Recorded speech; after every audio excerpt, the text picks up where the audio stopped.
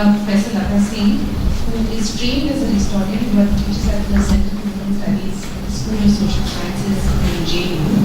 Professor Singh's research interests and specialization are on colonialism and nationalism in India, cultural studies, gender studies, women's movement in India, and performance studies, and she is the author of numerous articles and one edited volume, Theatres and Colonial India, on these topics. So very happy to have Professor Singh here today. He is going to talk about women performers in colonial South Asia. Sorry, the subtitle is Raising the Curtains, Women Performers in Colonial South Asia.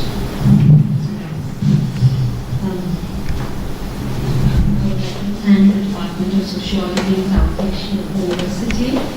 They are both giving me an occasion to share some of my research work. We still are a researcher. Maybe some of your questions may make me rethink on some of the issues which I'm still engaging with. As she said, as Dia said, that I'm a historian. But I mean, why did I move to the area called women performers as a category? Obviously, as a historian, when we found, there has been a shift in the writing of history, where you're trying to foreground many of the subaltern categories like Adivasis, peasants, Dalits. The gender question has also come into it.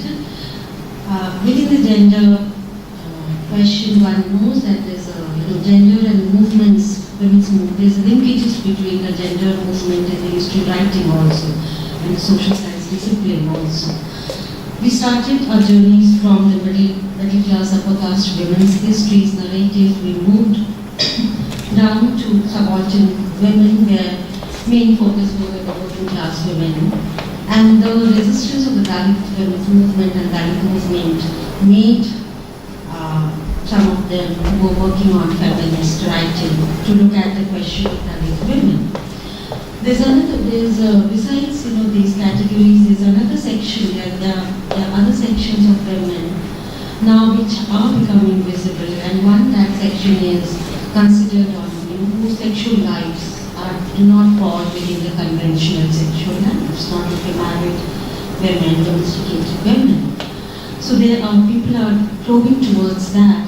And one of it is in this direction. When I was looking at some of these, I realized one of the section of women which has not been foregrounded or not been so much researched are the category called women performers. I would like to put rather most of the women performers to some extent in a category, but then again they get divided: elite domain and the popular domain. Whenever if you talk to, if you look around, there's always a very strong resistance that certain daughters of the families and all wants to take up performance as a profession. It still remains a hobby, but it can't be as a profession. Why is there so much suspect around it? There's somewhere you find theatre and performance always has been looked upon as a suspect, people who are part of that profession, even men. And even if you look at the history of theatre, I'll be talking more from theatre and more we look at towards other. But if you look at the history of the theatre, what you find across the world in European, in Indian Victorian society and all that, the theatre communities were always on the margin, and there's a lot of anti-theatrical biases towards community of performing communities. In America, during the modernity time, again we find that they are equating the theatre performers with the black and Jewish, who are considered to be not outcasted in the society. In our society, we have put, there's a fifth Veda which was created, because all the four Vedas were created where the Brahmins had an upper caste had an access. There's a fifth Veda which was created, which comprises of music, dance, and acting, so that the Dalits and the low caste can have access to it. So there is, with the larger theatre communities have been marginalized. The other day I was looking at a novel in Bengal, and in the beginning of the novel is during the colonial modern Bengal. A man gets down in Calcutta and asks about the theatre house, and the person whom he asks, that person actually misguides him and says, that's the way, because that man thought he's a Babu, he should not be, Babu Medical, Babu Patro, should not be moving towards that direction, towards the theatre. So this is a very, why this is such an unsettling. And still, another thing that is, even today when you look around the newspapers, there is a supplement column on the Bollywoods or any cinema, I may not be admirer of Bollywood, you still find, their private, you have a right to their private lives. They are considered to be the most public women. Though we have a discourse around private and public women in our gender studies, private and public space, but these are the most public women. You can intrude into their personal lives and into their relations, and you can talk about it. So the suspect around the sexuality. So what you find even within the Dalit community, there are certain communities which are performers, and if you talk to the other Dalit communities, they will not marry from those girls from the Dalit communities who are entering performance. So why is it so, what is so about performance that is so unsettling? The things are, there is a little bit of parallel between the first generation of women in media. Like if you look at the Viran Pandey's and others interviews, and first, you'll find, where these women, media houses almost were working throughout the night.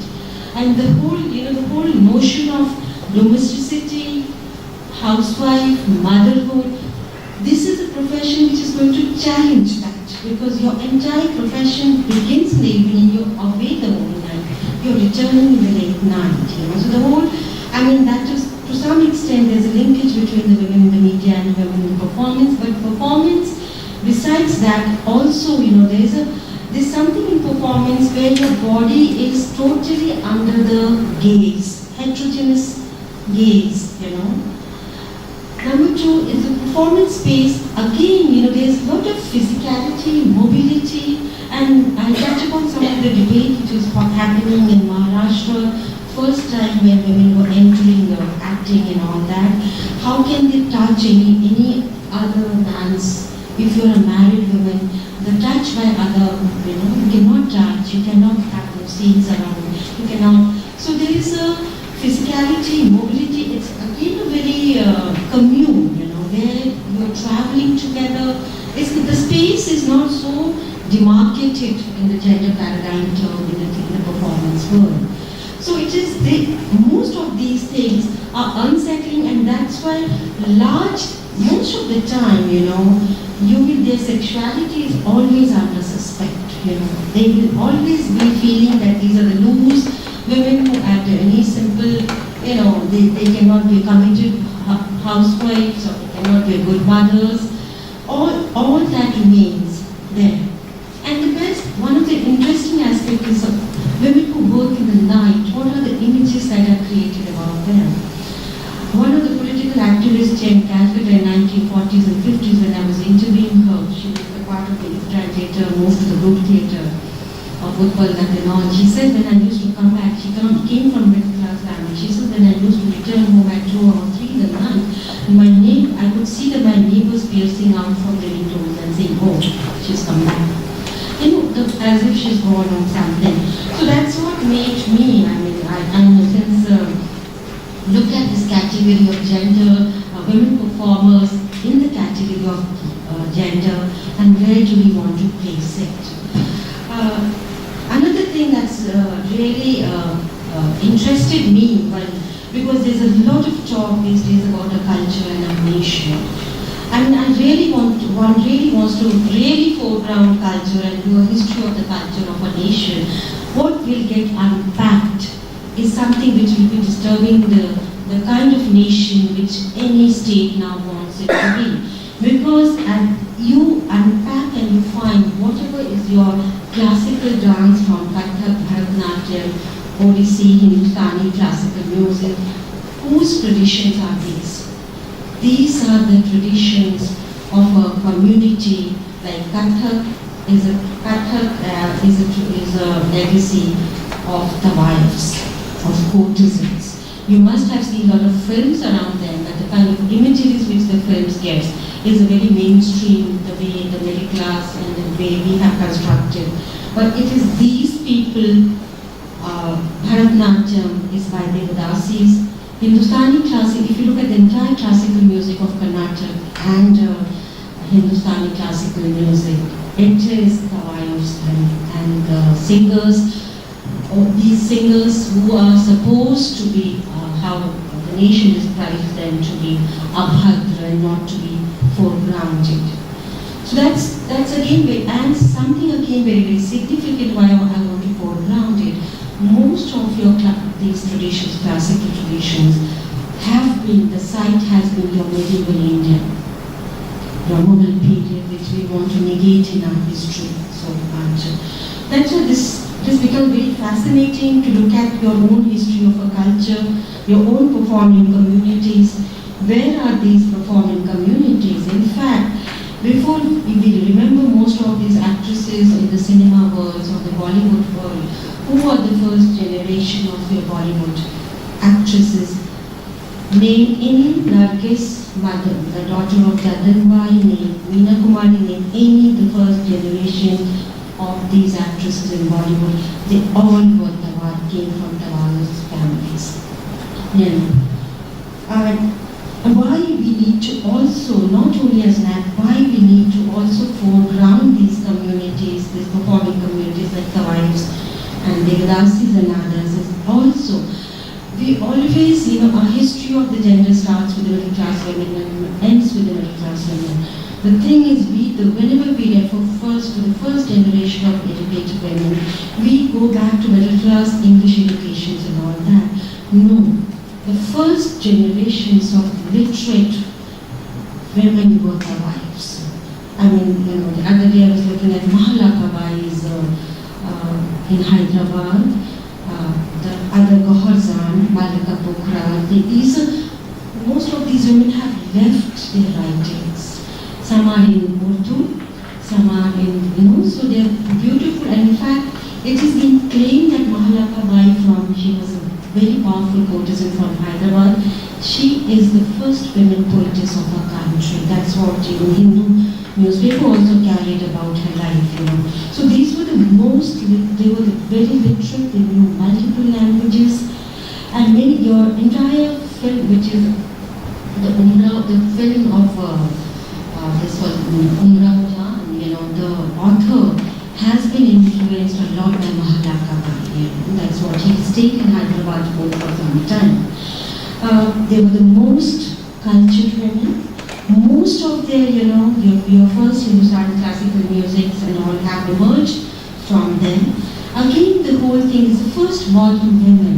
When we talk of the first professional modern women, these were the women who were working at that period in history in the late 17th, 18th, 19th century. They were the first single women who were working. So where do we trace the history of the modern women to that? These are the, during the 1857 revolt, when Veena Oldenburg wrote on Awadh and Lucknow, and she found that these were the women who were the highest taxpayers of their time. They owned property. They were, now we have in the feminist discourse the property rights. They had property. So, and these were the most, what's important is these were the first generation of your political women. Look at any history of most of these women. Why? Because they were in the court. They were given company in the court most of the time. They were privy to most of the political discussions. 1857 we get account of Aziz al-Bari. We all know Hazrat Mahal, but we do not want to say that in 1857 Hazrat Mahal in Lucknow, but nobody would like to say that she was a tawaif. Actually she was a tawaif, and she was ready to sacrifice, when none of the queens and begums of Awadh were ready to put up the while she's put up the fight and put her son as a, to the throne. And she fought till the last, and she had to escape to Nepal when the British government wanted her to compromise. She was not ready to compromise. So there are a lot of, and it's a very powerful narrative of Malika Rajdi. If you want to know the history of Jammu, I mean, many times you can get the nation's history by looking at their autobiographies and memoirs also. I mean, Malika Bukhraj was a famous court singer of Jammu in the court of Hari Singh's father. And in the 1940s, when the whole situation became very, very communal, and gradually their identity gets converted. Most of the wives were definitely Muslim, they were Hindus also. By 40s, they were looked upon not as an artist because they were patronized by all Hindu courts. It's not they were patronized by Muslims. But by 1940s, these women, the courtesans started getting looked upon as the Muslim, as the other, And there was so much of colonialization and polarization that there was a threat to her life, and that's why she had to leave Jammu for Lahore. And her memoir depicts her pain of leaving Jammu because she was so closely attached to the city of Jammu and the court and the kings. The other day I was just looking at Rasulun Bai. She was the mentor of Nana Devi. She also in the communal right in 1960s, her house gets burned. But actually when you look at most of the composition of these women, they were singing in all courts, they were very secular, and one of the famous songs of, Bahar Jan, famous, first generation of gramophone recording with music on record. And Bahar Jan is a very known first generation, it was sold. If you listen to her, she's singing just carried, Hindu newspaper just carried a week before Holi, that one of her songs said that, Makkah mein Holi ke geet gaye ja rahe hain. If you look at Rasulun Bai's all the songs, it's all around Krishna and the love and the pain of love, So, it's like they represented a very composite culture. But actually what happens when we look at, we always feel very happy about the concept called modernity. With the modernity, with the emergence of a class, middle class and all that, there's a notion, there's a Victorian morality notion which gets attached, and gradually what happens, most of these performers, are now being stigmatized from history and almost, getting equated with war on prostitution. Very categorically, prostitution was never a criminal. They were on the lower rung of the society, but they were never looked upon as criminal. There's a construction of prostitution which is happening during the modernity period, the emergence of modernity, with the emergence of middle class, with the emergence of your English educations and all that. And again, there's a rich literature we need to look at. If you want to look at their history, there's literature called Vaishali Ki Nagarvadu. There's a novel called Chitralekha. There's a novel by Haidar Quatari, Nashtar, which was written in Urdu. It's about the wife's life. So why at a certain period in history, somehow this whole, your own middle class reformist agenda about good women, ideal women, modern women, and the other bad women. There's a linkage between Victorian, there's a linkage between your own middle class reformist agendas and all that. So there's a whole, and the discourse around prostitution, gradually most of them come around the categories, the loose category of prostitutes, which they were not. If you look at most of these novels, if you look at many of these, Kumkum Roy, there's a very powerful article where she's looking at how these women are depicted in the ancient texts, as nowhere they have been referred to as a prostitute. And not only prostitute, the whole process of criminalizing them, and also there's a whole process of treating them as evil. And then you have in history, gradually the whole discourse around that these are bad influences. So obviously there's a Devadasi Act which wants to, it gets abolished. And who picks up this? This was a Sadi form of a dance by Devadasi, which becomes a classical by whom they currently included in upper caste women. And never, in the history, their legacy is brought to this Bharatanatyam. There's a bit famous Saraswati, and there's an article on her. She was a Devadasi, powerful, dancer. Then through the Dev, and obviously there's a discourse. I don't want to touch upon it because there's not much time. There was a lot of discourse on banning of Devadasi. Obviously there was a moralist discourse also. There was also a discourse coming from the Dalit movement, from the Ambedkar movement around the Devadasi abolition. And obviously because these were most of the Devadasis were Dalits. So there was a fight going on with that. But at the same time, totally disempowering them from everything and bringing them on the margin.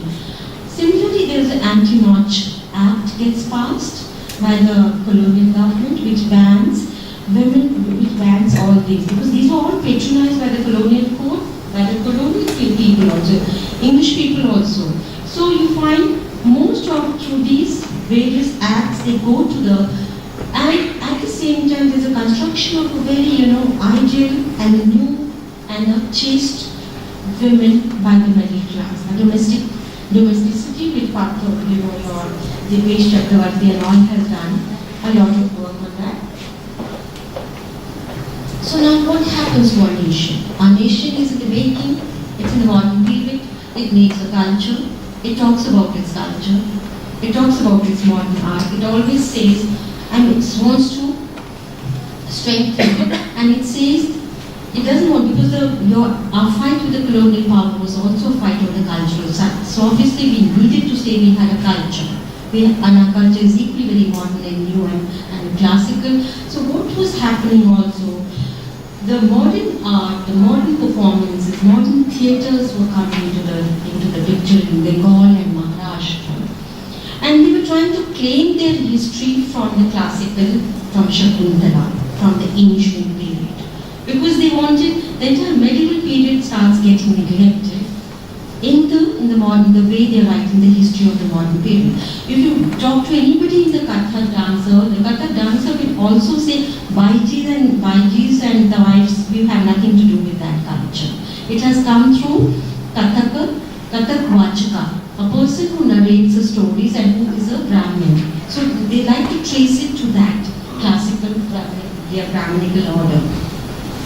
So even all this, even the modern theatre, they wanted to say that, emergence of modern theatre with the English educated middle class in Bengal and Maharashtra, they also claim that they had modern theatre. Now what happens to that modern theatre? What happens to the actresses? Obviously for a generation, for some years when the modern theatre emerged, women, obviously how could ideal and middle class women be exhibited to a heterogeneous male gaze? So obviously there women cannot act. Now who act? So there was a period in history when we had female impersonation. Man doing women's role in modern theatre in Calcutta, also in Maharashtra. We have Bal Gandharv, famous Bal Gandharv in Maharashtra. There are a lot of writings on it, and he was very popular actor, and the way he performed, and how he dressed, what he dressed was copied by middle class women in Maharashtra. That he became an ideal of women's representation. So that's another question, how do you look at? We have Jayashankar Sundari's again autobiography, the Lloyd is there, which is a very famous female impersonators. There are many other female impersonators who came. Now what's again very interesting, how does one look at when we start talking about the history of the sexuality and all that discourse in the gender?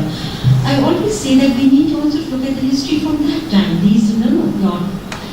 There's history how there's a, how they are looked upon, who do they, and there may be a, there's a, quite a contested. Some may like to say that it represents homoeroticism and all that, respectability, homoeroticism, all that element comes about. But their representation of feminine representations, many of these are still contested terrain when people are working on female impersonators in history. But there's a period comes in history by as you're moving more and more to this period comes in the nationalism when masculinity and effeminacy debate is also interlinked. There's a whole writing by the colonial power that your India is effeminate and Bengal is effeminate. So our nationalists also wanted to give a masculine domain to a nationalist discourse. Obviously, if the men are performing as a women, they will be treated as more effeminate. So the whole discourse in Maharashtra by Govind Tempe and all came. He's a modern theatre person in 1910-20 that we cannot afford to we should not. We should ask for women to come and perform in the theatre. Now that became a very interesting debate. The whole thing of who should be these women who should come and perform, not our Bharat women. Not at any cost they should go on the stage. By going on the stage itself, you'll be a prostitute. That space itself we can identify as a prostitute.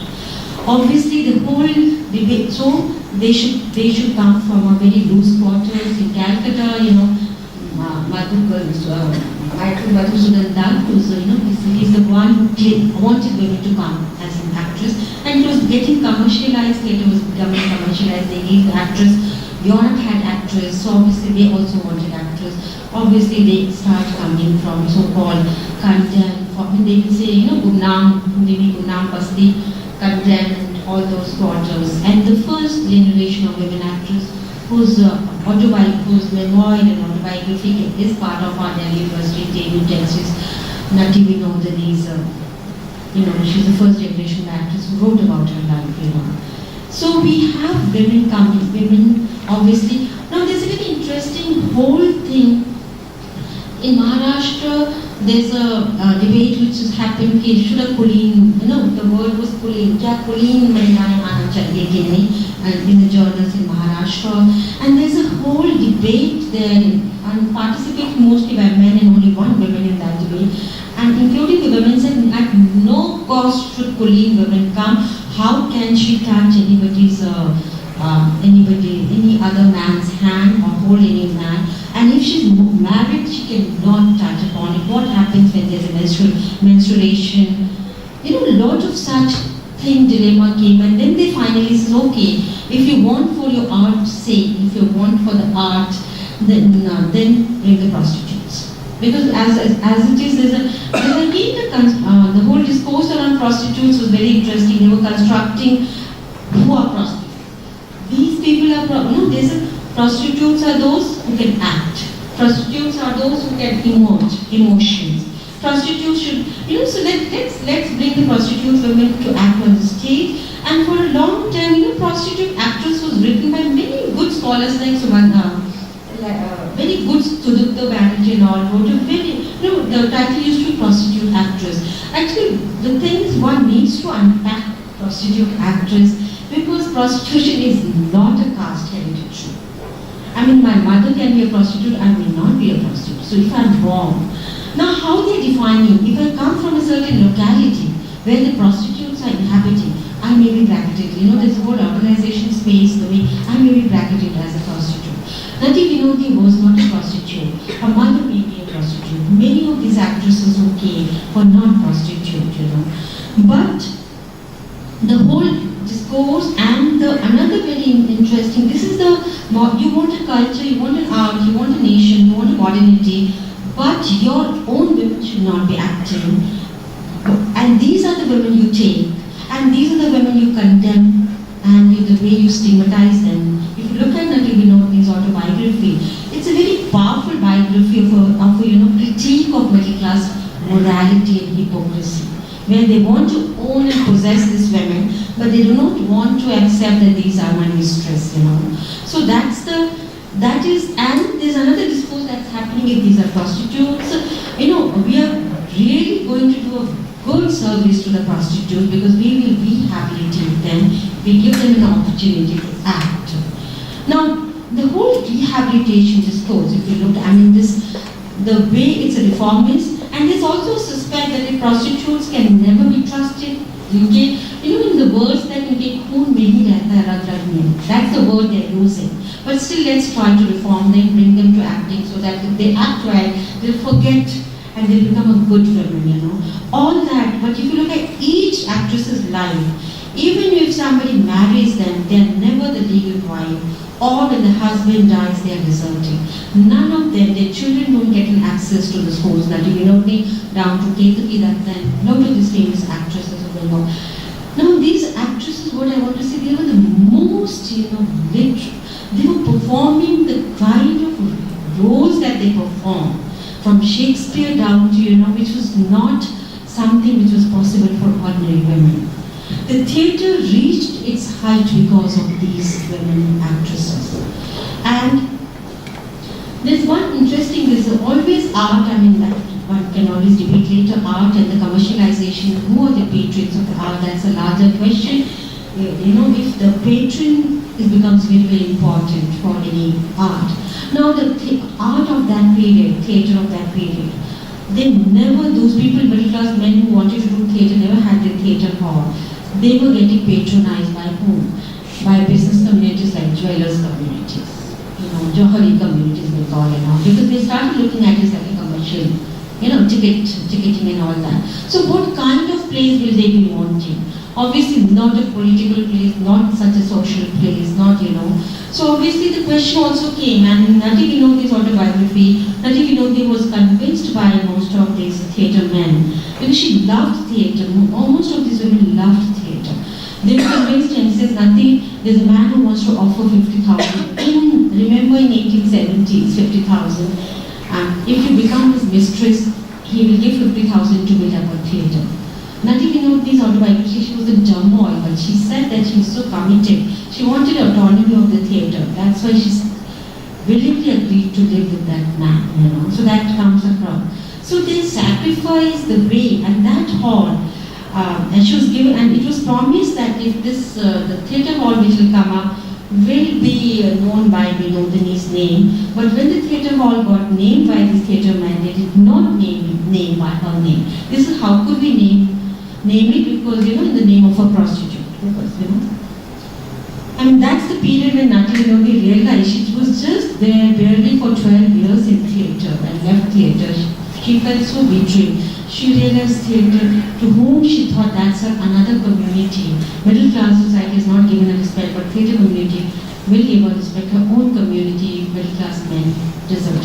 So there's lots of these narratives, and when she's writing her autobiography, this is beautiful, Girish Chandra Ghosh, the famous theatre person, says he will write the foreword to her autobiography.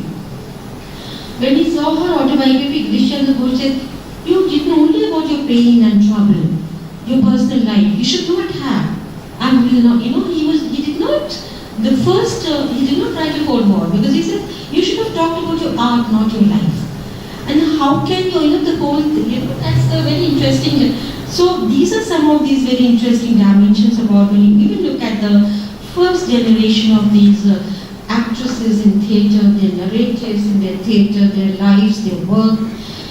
Kamla Bai Gokhale, the first generation of actors from Bengal, from Maharashtra. There's a film on her by, also very powerful documentary film on her.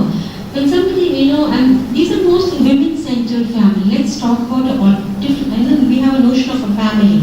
Most of these families in Tawayev's community, Devdas's community, they are women-centered. Women are the earners, bread earners, not the men. So the notion that, we have a long history where women are the working women, where they are the bread earners. So these are the communities headed by women, run by women. So Kamla Bai Gokhale, she's running, she's feeding 12 people in her family. And when somebody asks her, interview comes to her, she says, where were you? What are you talking about respectability when I have to feed 12 mouths? So the whole, how do we need to unpack the whole notion of respectability? From whose vantage point when we keep talking about respectability, and what is respectability? Many of these women's narratives actually punctures the middle class respectability, morality and hypocrisy.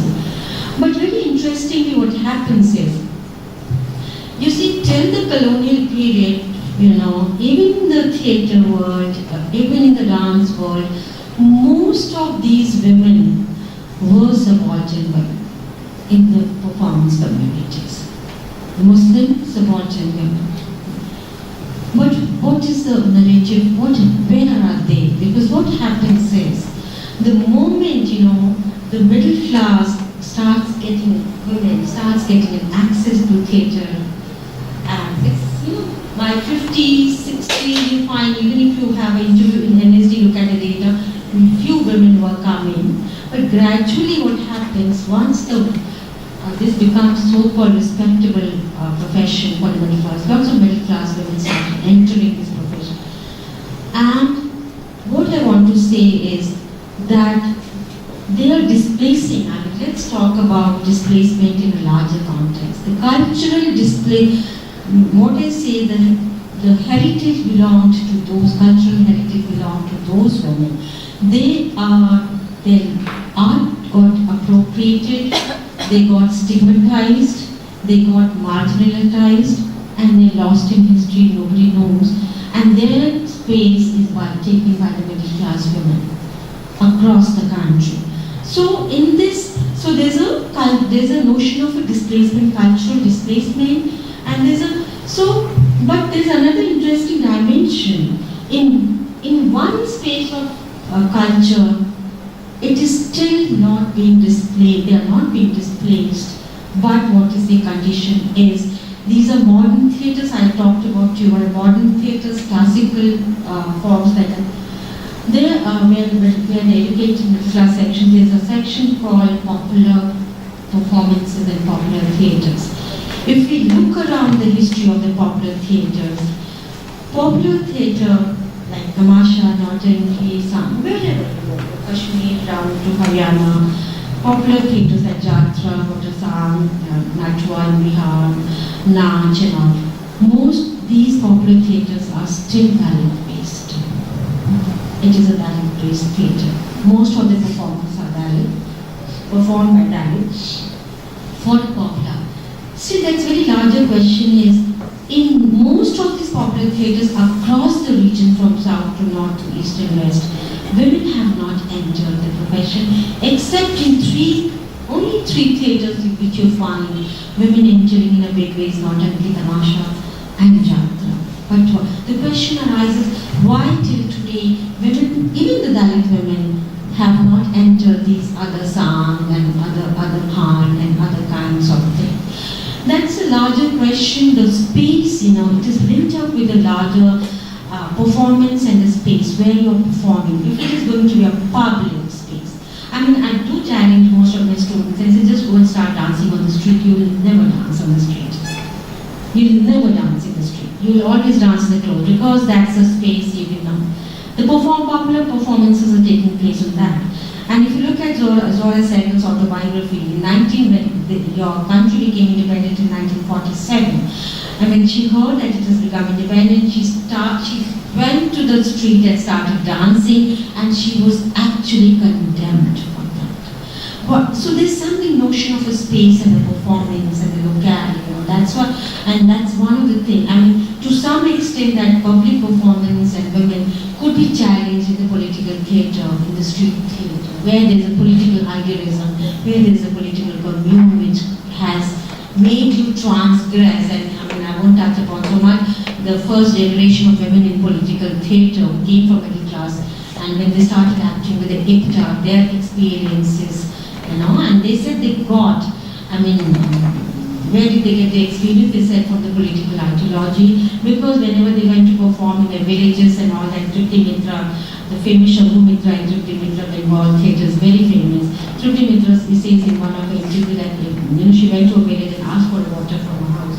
When this wife was giving from behind the screen, a man's or elderly man says, "Don't talk to this woman. Hindi Bengali में कि छेछरा means छेद है चारों तरफ से. And these women, are porous, they are attracting men from all direction. And Tripti Mitra says, she really felt that day, she felt like running away. But obviously many of these women who are middle class women are saying that they got this courage because of the political conviction. So that's what I want to bring it back to is your popular theatre, space of public performance. Now there's a very interesting, popular theatre remains in the hands of the Dalit communities, Dalit-based profession. But these popular culture and popular performances also has been hierarchized in our nation's cultural politics. We have a high culture, we have a low culture. There's a period during colonial period when there's a high-low culture, there's more debate happening, and the modern theatre wanted to carve its space vis-a-vis the indigenous theatre. And they were like Bharti to Harishchandra down to Brahma Samaj, Arya Samaj. They were all, creating a discourse which said that this is a really a reforming middle class respectable theatre. It will reform you for the nation, uplift you, and these are the vulgar theatres, popular theatres. So in the nation's narrative, when the whole stratification is emerging, and when you're also, when most of the people who are working in it also Dalit, obviously you can understand where does their hierarchy stands in today's cultural politics. And many in these theatres, if you talk to many of these women, they are Dalit women. Obviously, many of these Dalit women also come from two Dalit communities. I'll show the visual. Many of these Dalit women are coming from a community called Beria, Gulhati, Nat, where the caste-based profession is that the daughter should not, if there is a beautiful daughter, she should not get married and she should go to this profession. And she becomes the main bread earner. I mean, on Beria community, Anuja Agrawal has written, there's also a very powerful autobiography of a Tamasha's son in Maharashtra. Know about their lives, and it's a narrative of Chora Gulhati Ka. It's about a Tamasha child. He's a son of a Tamasha. And it really critiques sharply the whole nation and the culture and the caste and the mother and the patriarchy. So many of these, many other women are also entering because in the structural inequality, there's nothing called livelihood for them. Many of them becomes their livelihood options also. But the kind of struggles, the kind of stigma, most of these Dalit women are, because still if you talk about, if you start just unpacking Tamasha mat karo, Nautanki mat karo, Natak mat karo, there's unpack these words. So these women are still struggling, women in the popular theatres are still struggling with stigma, vulgar, their sexuality, which is not so much in the elite theatre, elite cultural domain, and the kind of struggles that they do. But what's happening interestingly, when I just want to end up in 2-3 minutes time, what's happening when the nation is becoming, who are their patrons? They are in the market, commercialization, obviously the art is getting alienated, the forms are getting alienated. It is no more a popular theatre, it is more a Bollywood, impact of Bollywood on the dance and all, because that's what the audience wants, because that's where the commerce lies. It's not that they love to perform those. Lavani, they would love Lavani and the other forms. But the interesting part about our nation is that, if you look at the nation's narrative, they say we need to preserve authentic culture. Authentic culture to a large theatre of the root, authentic culture to a large extent means these popular theatres. You have Sangeet Academy which wants to preserve this art. We have first Prime Minister Nehru who said that on the Republic Day there should be a folk theatre festival where these artists are brought from all the regions and displayed there. We have the Plateau 26th Avenue on 26th January where these art forms gets paraded. We have theatre studies introduced in CBSE in class 11 where it says that these popular theatre should be taught, and it says very categorically that it says in that to all principals that circular which went for the ministry that teach teach them because all the arts have evolved from Natya Shastra and it's a divine. But actually what are you doing? You're muffling the who made these arts. It's not.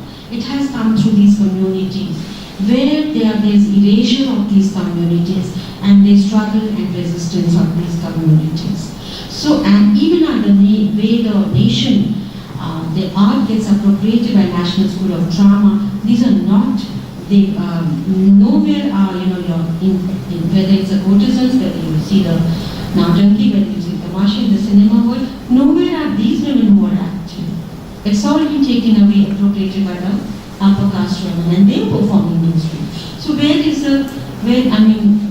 and why are they not brought to the forefront? Because it's going to disturb sexuality. Most of them, the notion of the marriage, the notion of the family, the caste, the Muslim, the other, which is not a very comfortable story. Thank you. Can I just show you our blue visuals because 5 seconds.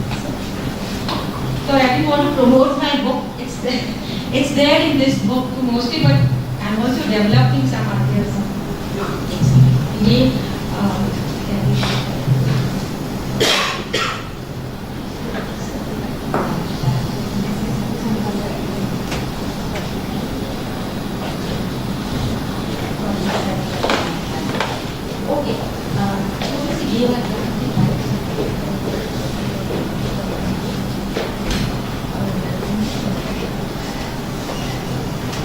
You can see it now.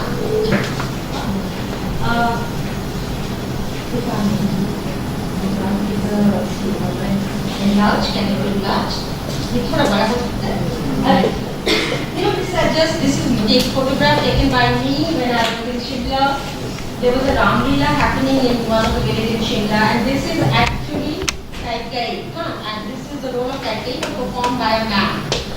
And but I kept on seeing the whole play, the way the man, when they perform the women's role, the whole body gets totally enclosed. So when you're looking at the female impersonation and the body, because it's very interesting. And they feel as if the women's body has to be very.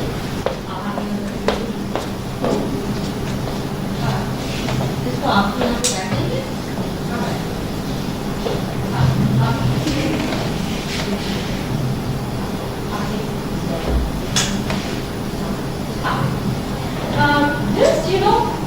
There's a need, if you want to do research, there's a need, a lot of this, you may get data where there are, in that 18th, 19th century, entire troop of women performing communities in Maharashtra. Their history never gets written. They're also performing the role of women performing the role of a man. There's a lot of studies on the man performing as a woman, but never women performing a man's role.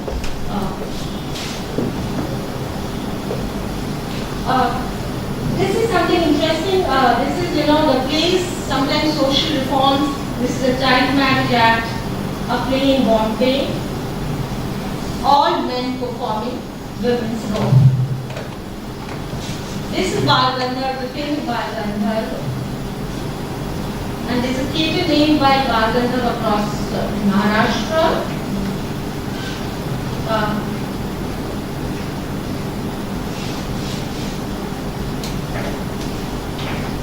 This is the first Jyotsna Bole. I don't know, you don't belong to that generation. We belong to a generation when Jyotsna Bole was there in the film.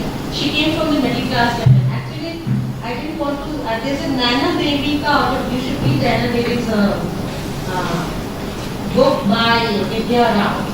Now this is very interesting because when middle class women started, look at 1930s and 40s, whenever Zora said, but not Zora said this, but other Bokle, what is her name? She was a famous.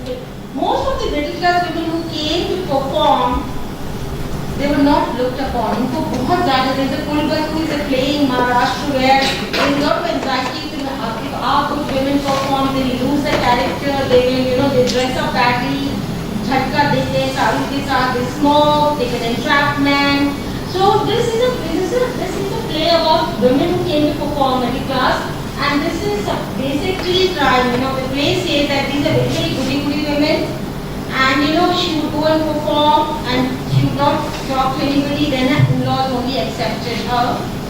But she leaves theatre because she becomes more famous than her husband.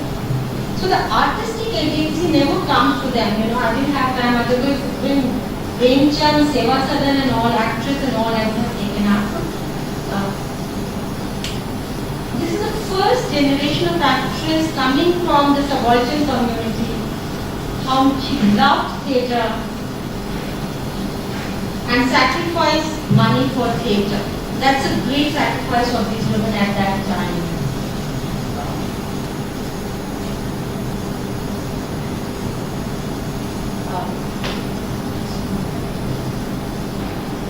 She was, when the Brahmo Samaj, the reform movement came, it was like, let's marry these women, uplift them. Obviously, she's married by one of the Brahmo Samaj and she left behind it.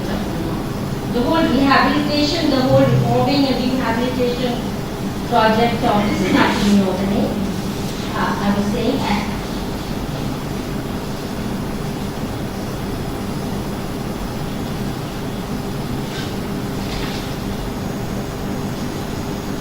This is first time she was talked about when she played the role of Chaitanya, Ramakrishna Mission. Ramakrishna Paramahansa first time came and blessed her. Then the middle class Bengali Bhadralok tried to appropriate her from that period. Otherwise not. This is very interesting, she's performing as a man and she's being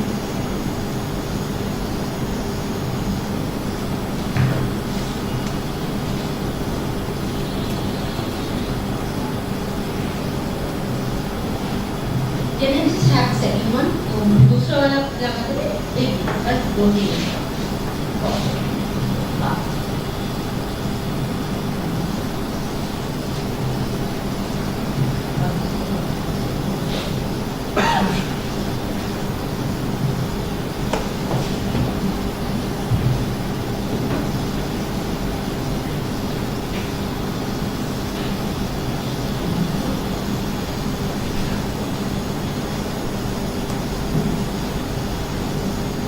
Chapal Bhaduri, there is a documentary film made on him recently. A book has come out. He was a famous impersonator of Dasra from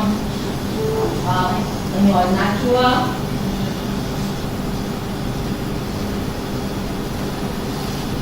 This was the Ramlila in Himachal, in a village in Himachal. Both are, one is Sita and one is Ketil, both are men. And serving was their body.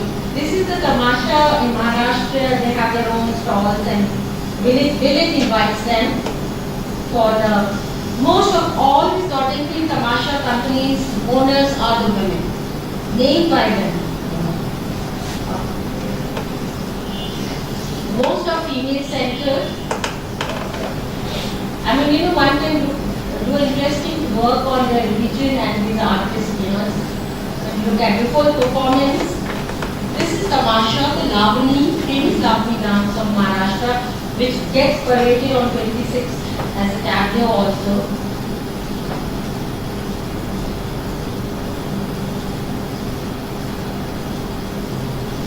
Now this again very interestingly, the body and the age and who are, why young women are preferred, not the middle-aged.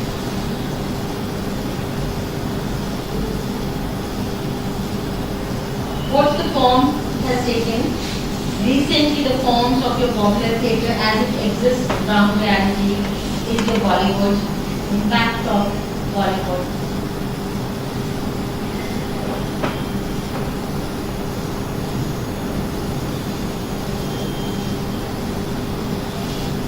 This is Nautanki in Bihar. I don't know Dave whether you're allowed to go and see.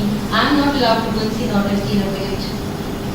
I wanted to do my research there, nobody allowed me to go. It is considered to be a very bad word, You should not be going.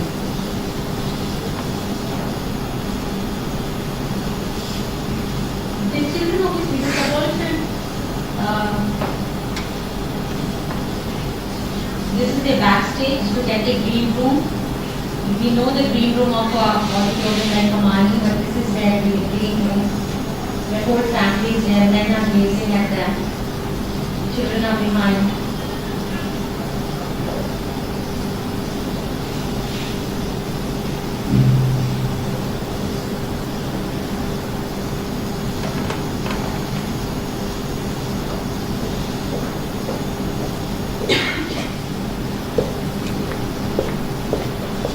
audience of your popular theatre or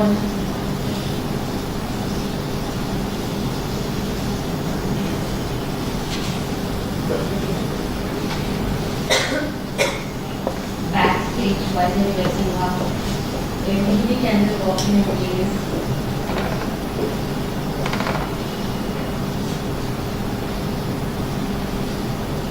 All look like they're waiting. This is how they see India.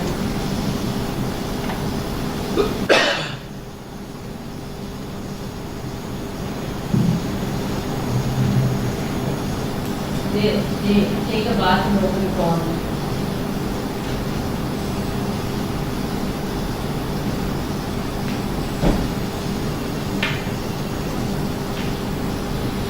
Where did they come from? Kolhati communities in Maharashtra, these are their houses. I mean, this is what the nation now wants to exhibit as a authentic culture.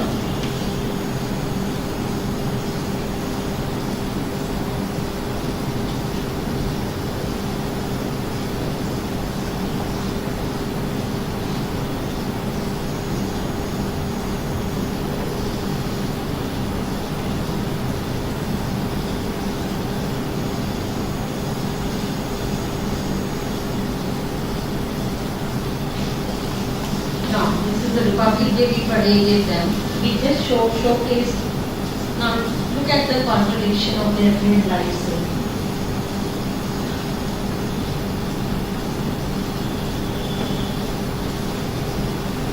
There is a tourism, cultural tourism these days developing, and we want to have the authentic.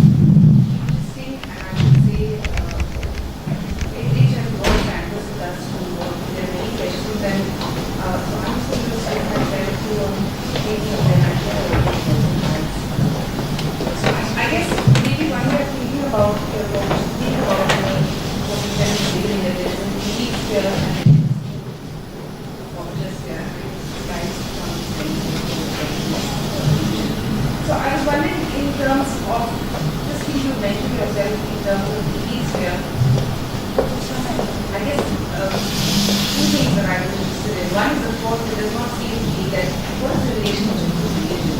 Think about because you do talk about shift.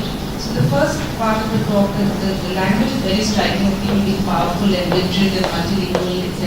Then there is the shift to this speculativity, prostitution, etc. But I was wondering then, obviously this kind of performing art is not a mimicry religious practice, and I'm wondering if you could say something about that.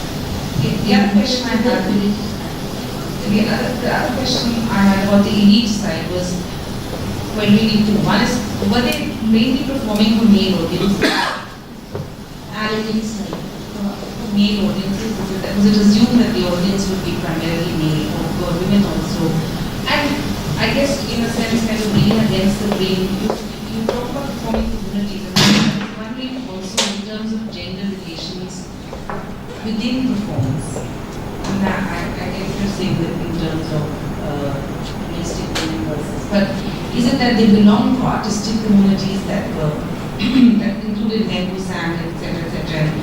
Maybe you can give us a little bit about that work. And finally, the question I really had about the popular communities, but I'm sure there are many others, is whether it's still a viable form. And what your experience with that is. I'll leave it there, but I'm sure there are many other questions in the audience. How would you like to do?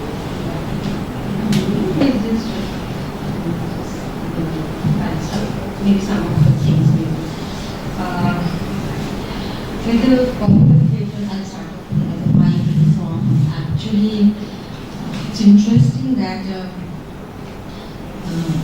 I mean, my work has been primarily on Tamasha and Nacha, and my field work has been mostly on them. it is, I mean, Tamasha till today is very, I mean, very, very popular in Maharashtra. And there's a period, Guru Parva, they start off from the moment the monsoon ends, after the monsoon, till April they call Guru Parva. They have performances throughout those months. And there's a, it's like, it's almost like a troupe where the Tamasha owner and director, she's the owner, proprietor, director. She picks up her team people who travel, remains with they remain with the troupe. They are paid advance also, they remain with the troupe. So it's very, very popular, still very popular in the village. But unfortunately what's happening is now, is the patrons obviously is they're paid certain amount of money. The villagers raise certain amount of money. And these villagers now want to look upon, in the audience also, they said in the interview, these both, not only Tamasha has dance, music, integrate and acting. So whenever, they find the younger generation in the audience, will be all sitting in the front row. Elderly people, men and audience are still primarily remain men. The demand of these two generations of men are different. Like elderly men probably would like to see Bach, which is an art form, and this. But obviously the commercial, because they are villages raise, it's not a ticketed performance they give. So these artists also remain under their demands. Even if they say that we want to go on with Lavani for long, no, they won't Bollywood. They would keep saying now request after request. After this, dresses also, orchestra also. So the maybe, and this Tamasha in the interview said that there was a period when, not only Lavani art form was being appreciated by the audience, but now they do not have patience for that at all. So why it is still viable, but the form that it has taken, that is a questionable. That is also being questioned. It's not that these, we are very fond of saying item girls, but these, it is obviously they are in the market. Obviously they have to cater to the demand of the market. So that in that form it is very, very viable. But there's a difference between Nautanki and Tamasha. Still, I still have to probe. I have no question on that. I can't answer it. I keep on thinking. In the Tamasha, since I did visit many of the places where the performances took place, and when they heard from train journey, they said, "Why are you are such a Delhi Muslim player? आप इसके क्यों काम करना चाहते हैं? Why do you want to work on this sort of work area?" All that, the people started telling me from the trains. But when I went to the site where they were performing, they heard, obviously they made me sit at a place where it will be safer for me, because there's a rowdy room. So when they heard I am from Delhi University, they literally before starting the performance, they were calling few respectable people from the village, and I was also called to hold the Navi, because they are struggling with the respectability questions, So that when I saw the audience definitely were villagers, most of the villagers, men from all caste. Women were not there in the audience, or if they're there, they'll just sit right. But I don't know why, I have to still understand why Nautanki has taken a trajectory in a way where, where Maharashtra, all villages of all castes will still want Tamasha, but Nautanki is not that patronized by all villagers so. So this is something I don't have. Now, performing communities, the thing is, if you look, like to, there's a performing community, but it's not so homogeneous in a sense. If I look at the performing, suppose I look at the wife as a performing community, obviously there's within that community with the wives, you'll be finding the women remains the head of the household. There's no concept of a husband is not there. It is very, they have control over there. or in their relationships and all that. Definitely the audiences are up there. Now how do they engage with that male audience? In the performing communities of the elite theatre, I would like to place the colonial period and the post-colonial period. In the colonial period, with Nati Vinodini, Teen Kovi and all these actresses, first generation and Kamlabai and all that, again it is a very it's a very family headed by women, owned by women. Maybe once, very good question you asked me, very thing, because the moment middle class women enters theatre and Shobha Sen, Utpal, that his wife also and a powerful actress of Bengal, she's talking about, she's comparing the women, earlier generation women, non-elite women, and the middle class domestic women. And she actually says that when these early generation women took it very professionally, with the later generation women, when they are tied with domesticity and the households, the kind of passion and commitment is not coming from them. Something to do with domesticity, marriage, and respectability. She herself, as a Shobha Sen talks about it in that generation. The third domain is of Dalit communities, the gender relations within them. Now, it is in a way very clearly, none of the, most of these traditional popular, women are the proprietor, owner, and directors. Much before in the history of Delhi, we had the first women directors in the cinema, in the elite theatre, much later.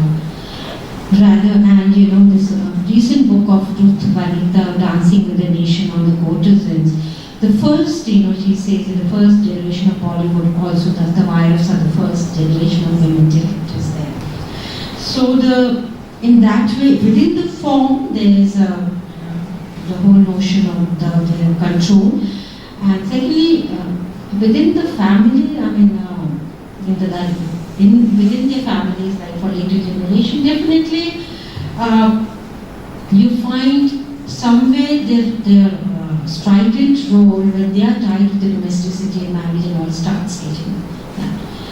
But Chora Kulhati, since I didn't have the famous autobiography by Tamasha Boy, really also makes a very sharp critique of the patriarchy within the Dalit communities. She is critiquing the mainstream Brahminical patriarchy, why certain caste women cannot marry and have to enter. They are not allowed by the caste. But who maintains that caste prescriptive? It is the Brahminical order, which Sharmila Regi's work has also brought about. So he talks about two levels of his mother suffering. One is because she's born to a caste, and one is where her own father and mother, her own father and mama, maternal, wanted her to be in Tamasha, and she ran away and married somebody and didn't want to do Tamasha. And the way she was outcasted by the entire family. So, this is a very complex patriarchal thing. In the elite theatre for a long time, historically, audiences were men also in the elite theatre, but definitely middle class women had started coming into the theatre as an audience. But obviously, the whole it shifts now in the colonial period, audience of the colonial period and post-colonial period, theatre has shifted. This know that. Now that's an interesting question. I'm just thinking about it. Religion, I don't know. It's when the whole debate of Padma was started, Humor. It started with a Humor. What is Humor? It's a dance, and how can a royal queen dance? There was a beautiful panel discussion in the TV where somebody says, "But what about Meera?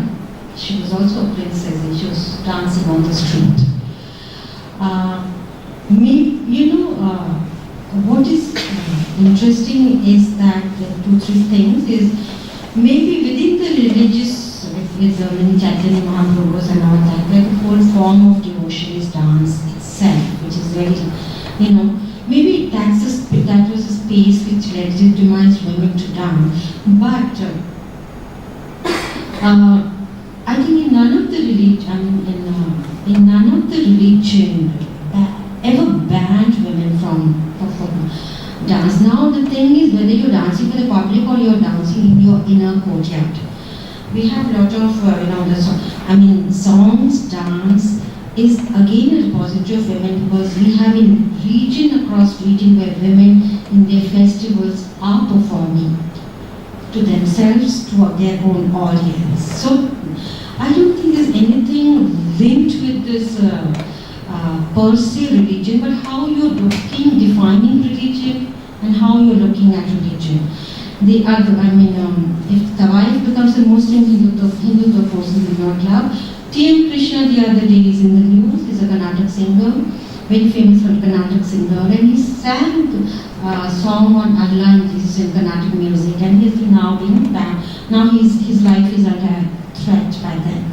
But none of these women, if you look at many of these Tawai's life, like Husnabai, Kashi Kiti, many of these Tawai's, the lovers were Hindus.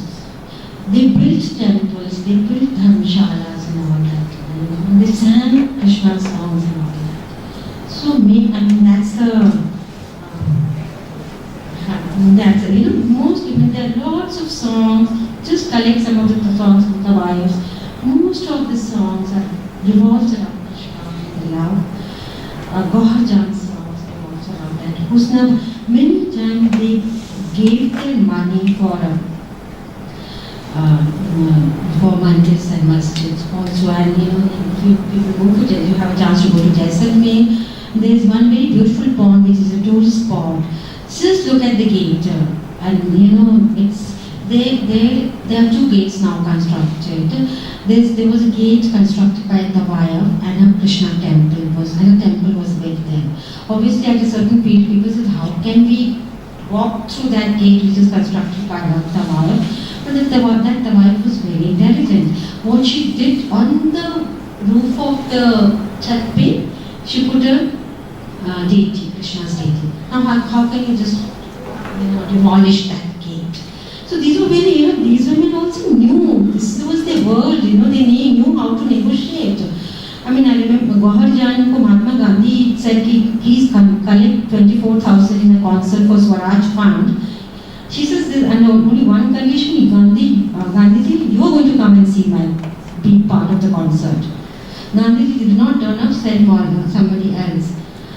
And you know what Goharjan said? Gandhi did not keep his promise. 24,000 is collected, I'll just give 12,000. They were very, they were living the public domain, with the kings, with the royalties, with the people around.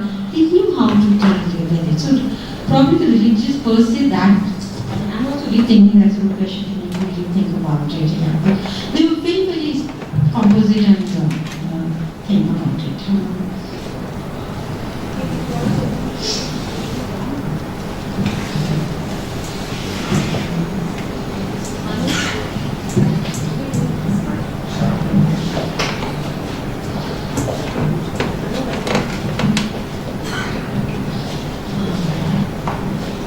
Thank you for the lecture. The question I'm asking is a little different from what you just talked about, but it struck me when you were showing the slides, especially the second slides, and I was looking at this, these people who are performing and the way they live, and in the entire they live, and that's the entire livelihood.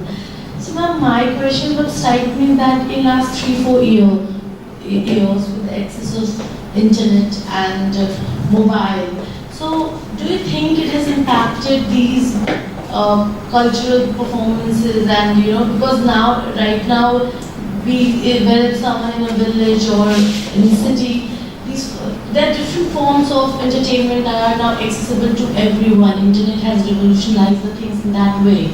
So do you think it has impacted all these occupations of performers? And if yes, then how it has impacted them? understand. This was really insightful. That's very helpful. Understanding. Keep mic close to you. Performance of the colonial South Asia, I would say colonial India. My question is, can we include women as transgender women in the women category? Since I'm not aware of Indian culture, since I'm not Indian, but from the Bollywood and popular fictions, transgender women are also portrayed as, the performers of those tamashas and movies. And can we add women? And can we generalize the study of colonial India to whole South Asia? Since, the place where I live, I don't think this kind of culture, Nepal, and I don't think this culture is there. These are the uses.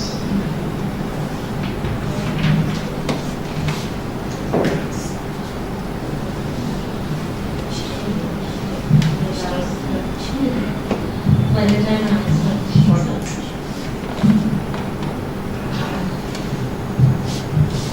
Ma'am, adding to his question, I want to ask then what happens to the kind of men who are also a part of this, but the transgender men or the men who are effeminate men, especially like if you've seen the particular acclaimed movie Natram, the Marathi movie Natram, where Atul Kulkarni played the role of a effeminate man and the kind of role that he portrayed. So what happens to these kind of men in these situations?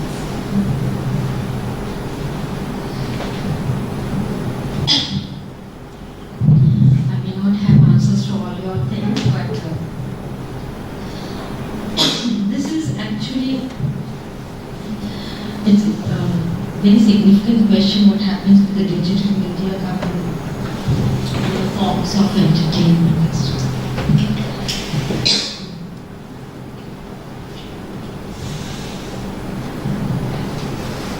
Even there's a very it's two ways. True that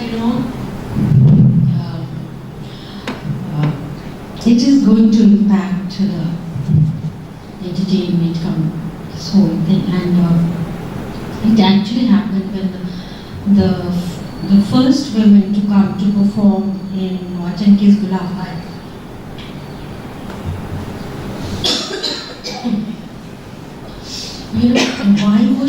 Why was a woman brought to perform in Watanki Tamasha? It's actually that time what was happening was the cinema, coming off the cinema and its impact and the stuff. And that's why, to keep the audience intact and their whole nature intact, they brought Vithabai was brought in Maharashtra. These two are icons I'm taking. They both got Padmashri. Gulabbai has got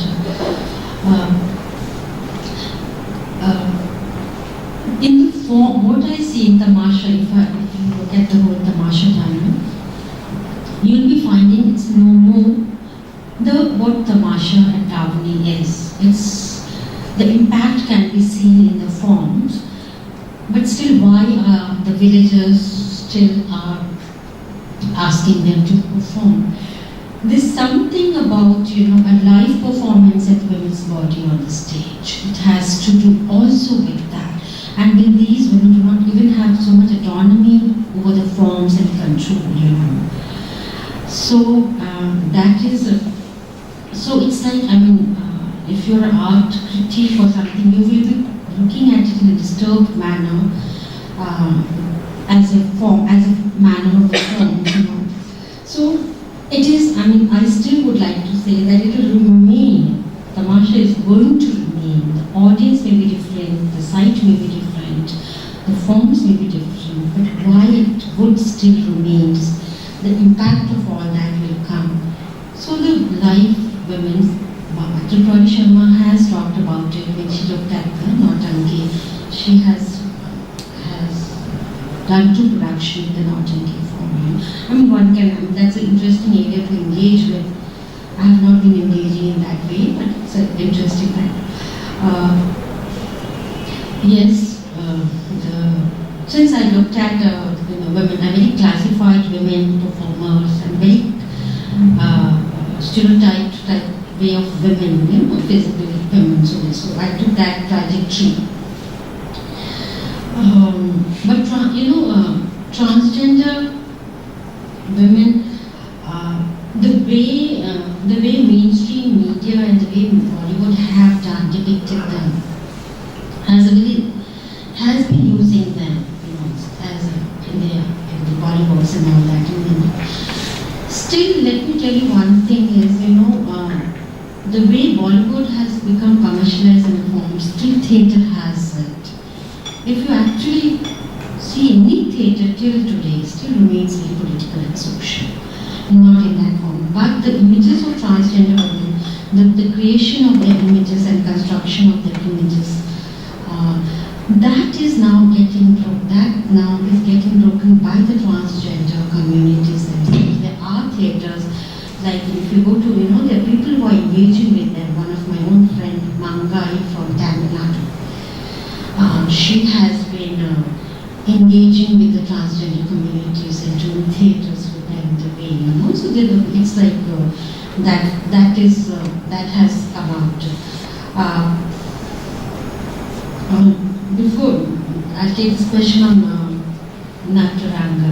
I'm happy you have seen that film Nataranga. It's about a female impersonator in Maharashtra. It's a very, very pertinent question. You know what happened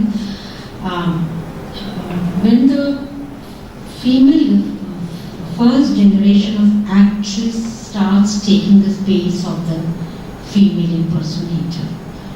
It has been a very, very, there's a whole powerful play by Tripura Sharma on that itself, it was staged in Delhi. It's like, clearly many a times, many of these female impersonators, leaving apart Balkar, Vijay Shankar Sundari and all that, most of these female impersonators came from the lower caste community, and that was one of the questions which was there. Okay, we should not have female impersonator. It is linked up with homoeroticism and the caste and the gender. Clearly, they were making a space, their livelihood. So they look upon the first generation of women actors as their first enemies. And Bal Gandharv, till the time he could perform women's role, he did not give it up. When Kamlabai Gokhale, he asked Kamlabai Gokhale's husband, to perform in his theatre so when Kamlabai Gokhale's husband said, I can only perform if Kamlabai is taken in, Bal Gandharv did not accept her as an actress. They looked upon her more as their enemy, because enemy, because obviously it's the survival also. The men, you're taking away the photo of the men when they are surviving. So that is there. But now there's another, with our feminist movements, with our sexuality right movements, we have another entry point where the men and women are trying to perform each other's role, to explore the whole notion of masculinity and femininity and all that. So that's another topic. Yes. Colonial India, can it be compared? My gut feeling is that coming from more from common sense, a little bit from the history of the European world, and somewhere the actresses' question, the women performers' questions, actors' question, somewhere has a similar trajectory, across the world, and South Asia will be part of it. Just think over where was the first Europe, all the red light areas and cinema halls and theatre halls were all there. Coexisted in that space. Red light, your cinema and theatre, including London when I went, I saw that was in Bombay, in Mumbai. So there is a somewhere that their trajectory, they had to go through that same trajectory. In some of the questions, they had to go. Nepal, I think, should be having. I don't know what is the history of performance. Have you seen him perform in popular theatres? Have you seen? I mean, I asked most of you all have seen any theatre, modern theatre. Has anybody seen any popular theatre in the country in its own locale? Nobody has seen it. You have seen where? I've seen Tamasha Where? in Pune. In Pune, in Balgandhar Theatre Hall? Uh, The space. What I want to say, there are festivals of Tamasha in the Balgandhar Theatre. Marriage in Uttar Pradesh, in Document, I've seen a woman dancer who comes and performs at these marriages. I don't know what they're called. This is Muzaffarpur, I would want to work on Muzaffarpur and because that's one of the, in Bihar, in the marriage it was said that if the boys don't come from Muzaffarpur, that means that's a bad, boys' sides are not rich, so because, and there's the other song by Sabha Diwan, if you can show them, it talks about their journey from Muzaffarpur to Banaras to Kolkata.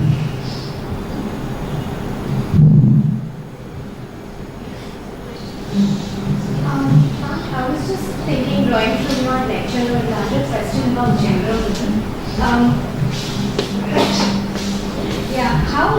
How gender tends to get excessively politicized whenever culture needs to be reinvented due to societal pressures.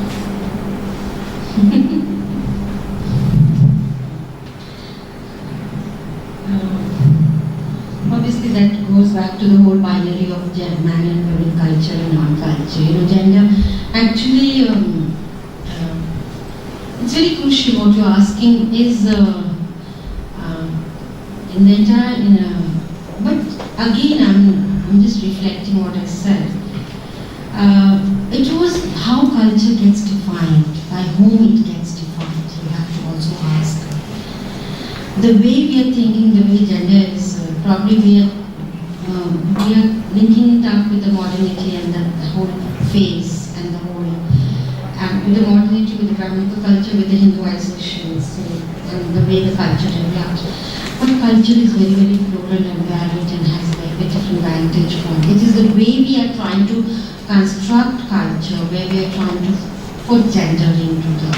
Otherwise, if you look at the histories of the cultures, that really gives you a strong ground to actually talk of varied cultures, plural cultures, and where women remain in the subalterns remaining very, very. So maybe this is the middle class modern patriarchy in different, in India it is linked up with the Brahminical patriarchy and the other Hindutva.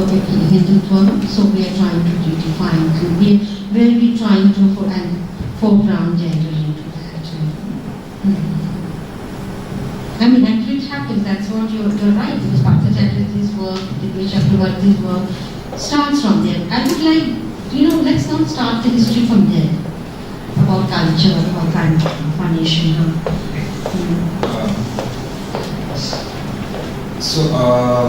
I was just struck by this question when I looked at this image of the Shimla. You showed an image of Ramayana. There were two men. They were performing this.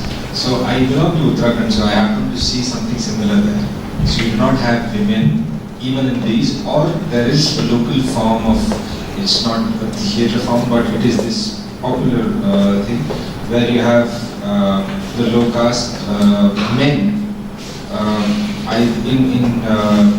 One of them dresses as a woman and the other men dance around her during marriages, during ceremonies. So, and that continues to happen. So, on the one end, you are saying that there has been a shift from the male performers to women performers for some reason. But then there are these forms where this continues to happen. So, how would you explain this phenomenon? I mean, the continuation, especially in these religious plays, like I mean these mythological plays. So this is something that I was interested in.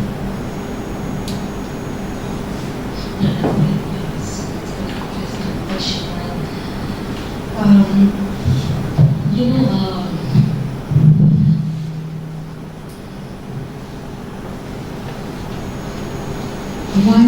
one space will be the religious space, what you say, because even this Ram Leela, what you are saying, like Ram Leela happens across. Krishna Leela happens, Krishna Leela more is Vrindavan and some center, but Ram Leela is across the country, across North India, in the West. Ram Leela is also happening in Delhi. And in Delhi's Ram Leela, Bollywood actresses are coming to act also. You know, there were women in most of the time who would like to perform there. So it was in that space, here in this space, and it is a Ram Leela. It's not that it's not a religious space in Delhi. I don't know. I mean, probably all of us have more sociologists have to think more. I mean, I don't want to bring this binary of urban more liberated and rural, in the rural setting still, more patriarchal. I don't want to fall into that, but clearly that, it is the caste order in the village still to some extent is more, because the site is tight.